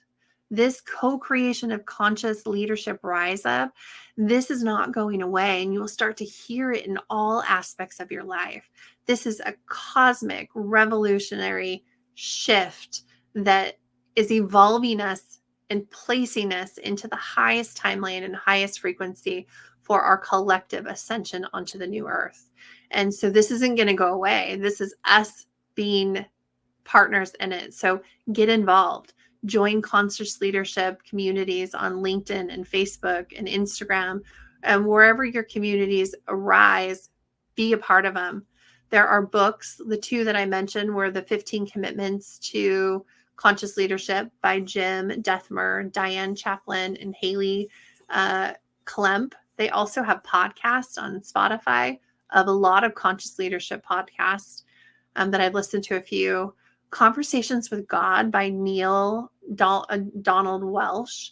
That is another one that keeps popping up in podcasts and other conscious leadership classes that I have been so humbled and fortunate to kind of get in my fast track part of it. And then sign up for anything free when it comes to conscious leadership. I'm all about free learning and free growth. So and anyone who's standing in service to do that, I sit within that. I love to sit within that energy. So signing up, Humanities Team by Steve Farrell. He has a community on Facebook, but he also humanitiesteam.com. I don't know the full thing, but he's currently right now offering a 6 to 8 week conscious leadership course using the Conversations with God as their guide. The 15 Commitments of Conscious Leadership. They also have a course that pretty sure it's a paid course, but their podcasts give you a lot of the information that's needed. And then Conscious Leaders Women. There's a women's group by Danielle Hoffman that just hosted a conscious leadership summit for 5 days where all of these women within the conscious leadership came. And so now that the information's been brought to light, you will start to see those connections pop up anywhere. Sit within the frequency and energy of it to see if it's the right for you. And if it's, I really encourage you, if it's free, just to dip your toes in it and take what resonates, like this course here, take what resonates with you and flow through the rest. But there is a ton that's coming out. There's only about a handful of groups to join on LinkedIn and Facebook. I foresee those growing very quickly. And you can also join the Forgiveness Frequency group on Facebook that will be expanding it as well. So ways that you can connect with me. I'm on Facebook, the Forgiveness Frequency, the Healing in Color. There's a community there.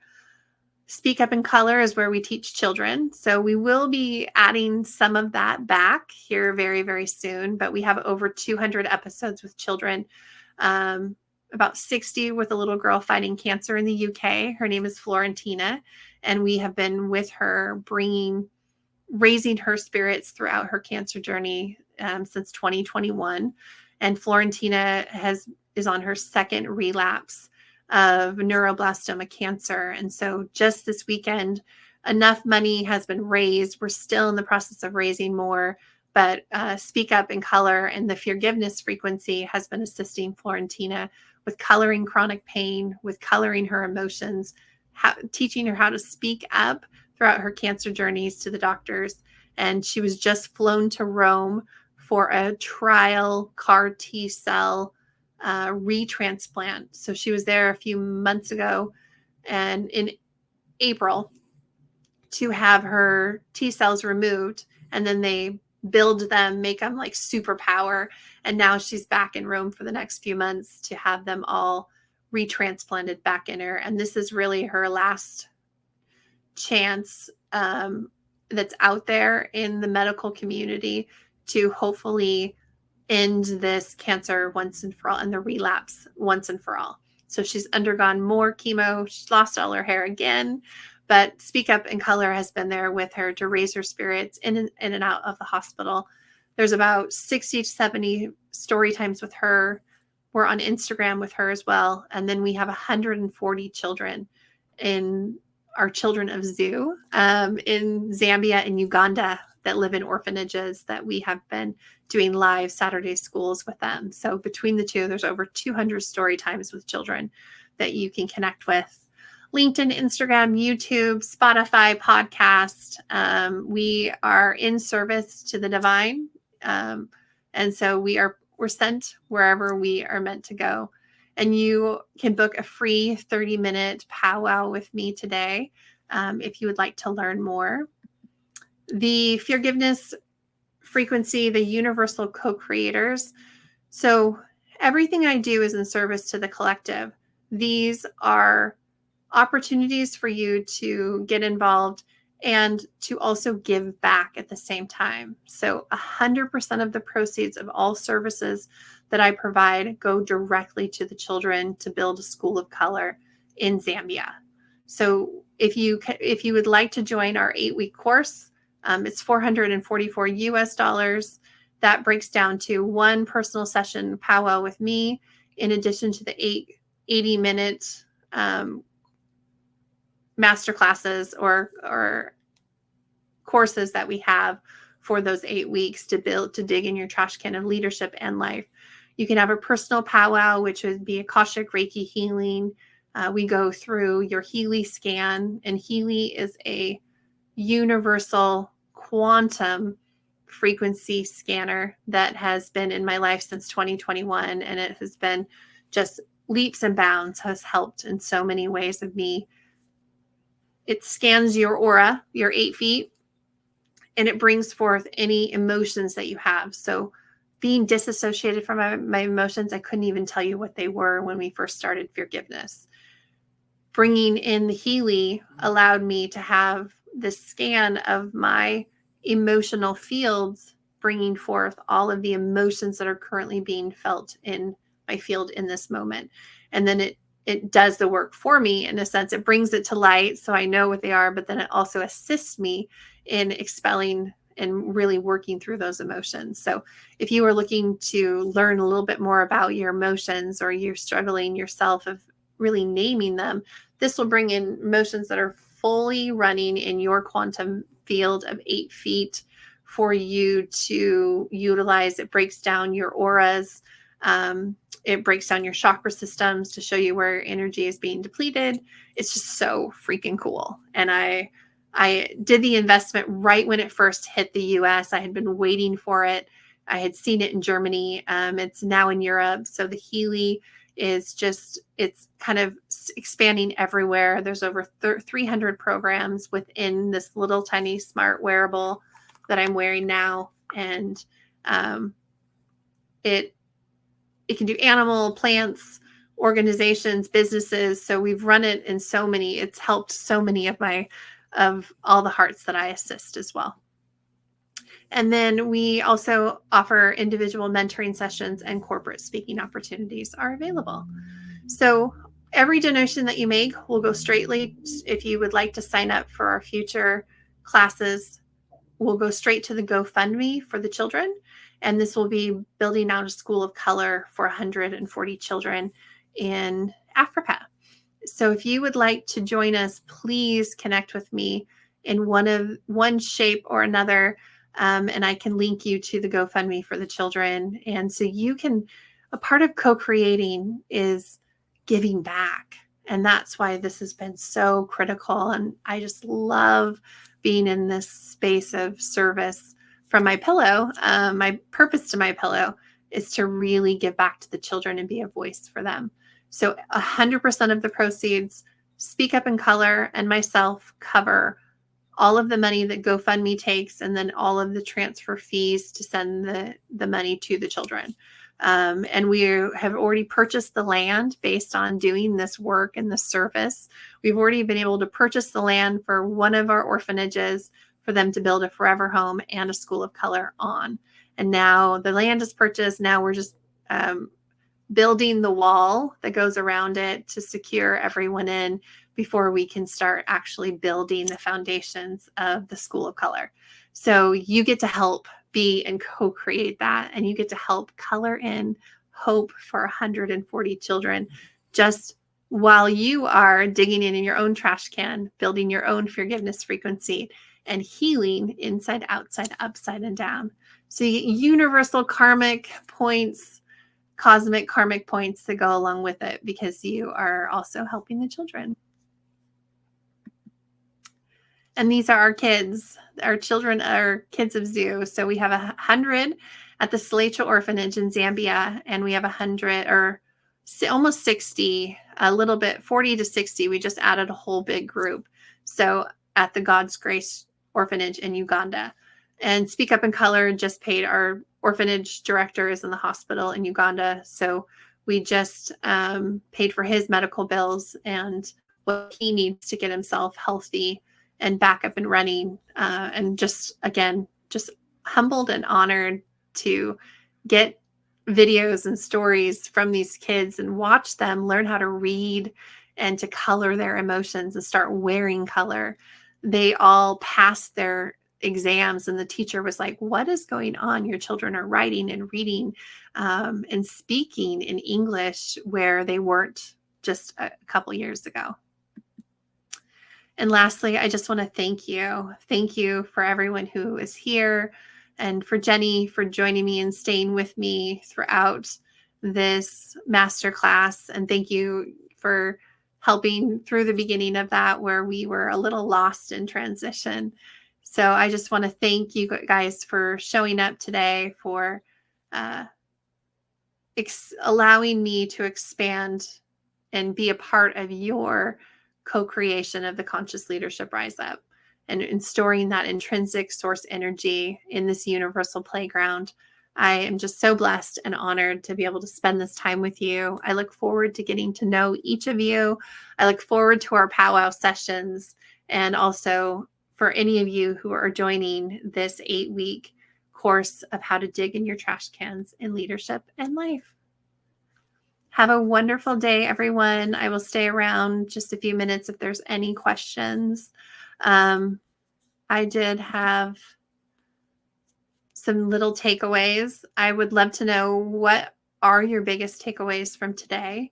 What is really kind of sitting within your heart space that gets you more excited about being a conscious leader? What action steps are you going to apply that resonate within your life and your conscious leadership journey? And are you ready to rise up? Are you ready to join this evolutionary shift and this revolutionary expansion within conscious leadership and restoring the intrinsic source energy within the universal playground?